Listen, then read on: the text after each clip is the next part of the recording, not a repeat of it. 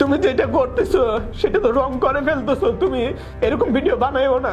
আলোচিত সমালোচিত ও content creator তৌহিদ আফ্রিদি গ্রেপ্তার এখন টক অফ দি কান্ট্রি। সুশীলরা তার গ্রেপ্তারে মায়া কান্না করলেও একটা সময় তার বিরুদ্ধে কথা কিংবা ভিডিও বানানোর জন্য মামলা দিয়ে হুমকির মুখে ফেলে দিয়েছিলেন এই আফ্রিদি। তার কথায় ডিবি অফিসে নিয়ে ঘন্টার পর ঘন্টা মারধর করা হয়েছিল উঠতি কন্টেন্ট ক্রিয়েটরদের। সে সময় প্রত্যয় হিরণ, স্বপন আহমেদের মতো উঠতি কন্টেন্ট ক্রিয়েটরদেরকে হেনস্থা করেছিলেন এই আফ্রিদি। 5 বছরের জেল হবে, 7 বছরের জেল হবে। তৌহিদ আফ্রিদি যে ইউটিউবারদের জীবন ধ্বংস করে দিয়েছিলেন, তাদের ফ্যামিলি এমনকি ক্যারিয়ার হুমকির মুখে ফেলে দিয়েছিলেন, তাদের মাঝে অন্যতম জনপ্রিয় content creator editing master Swapan Ahmed. সে সময় মাই টিভি এবং আফ্রিদির পরিবার নিয়ে অন্যের করা একটি রিভিউ ভিডিও বানিয়েছিলেন তিনি, যেটা কাল হয়ে দাঁড়িয়েছিল তার জন্য।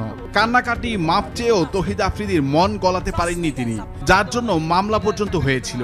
1 বছর তার কাছ থেকে চলে গিয়েছিল। স্বপন আহমেদের কান্না নেটিজেনদের মনে দাগ কাটলেও আফ্রিদির মনে পৌঁছায়নি। মামলা দিয়ে মাসের পর মাস অসহ্য যন্ত্রণায় কাটাতে হয়েছিল স্বপন আহমেদকে। কিন্তু সেটা যে মানে অন্যদিকে জনপ্রিয় পলিটিক্যাল কন্টেন্ট ক্রিয়েটর সায়েমকেও ডিবি অফিসে নিয়ে মারধর করা হয়েছিল আফ্রিদির বিরুদ্ধে কন্টেন্ট বানানোর জন্য। 25 আগস্ট সোমবার দুপুরে কন্টেন্ট ক্রিয়েটর সায়েম তার পেজে 12 মিনিট 17 সেকেন্ডে একটি ভিডিও আপলোড করেন।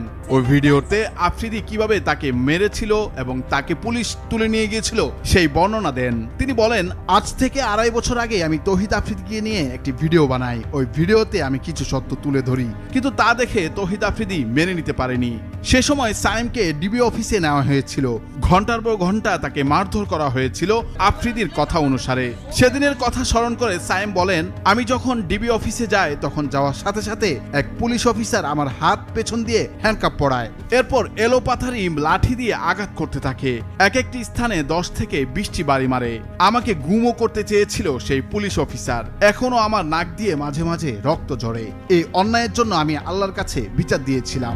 যেদিন আমি দেখলাম টাকার কাছে বাংলাদেশের পুলিশ বিক্রি হচ্ছে। ইউটিউবার ও অভিনেতা প্রত্যয় হিরণ একসময় আজাইরা লিমিটেড নামে চ্যানেল দিয়ে জনপ্রিয়তার শীর্ষে চলে যান। সে সময় আফ্রিদির সাথে টক্কর দেওয়ার মতো প্রত্যয় ছিল।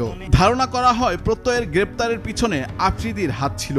আফ্রিদি গ্রেপ্তার হওয়ার পর প্রত্যয় তার ফেসবুকে লিখেন, ডিবি আমাকে হুদায় 32টা দিন ভিতরে রাখে নাই, আজকে বাপ্পলা একসাথে ভিতরে। তিনি আরো লেখেন, আল্লাহ দিন শেষে সবাইকে নিজের জায়গা দেখিয়ে দেয়। নুরুল আফসার, বৈশাখী সংবাদ।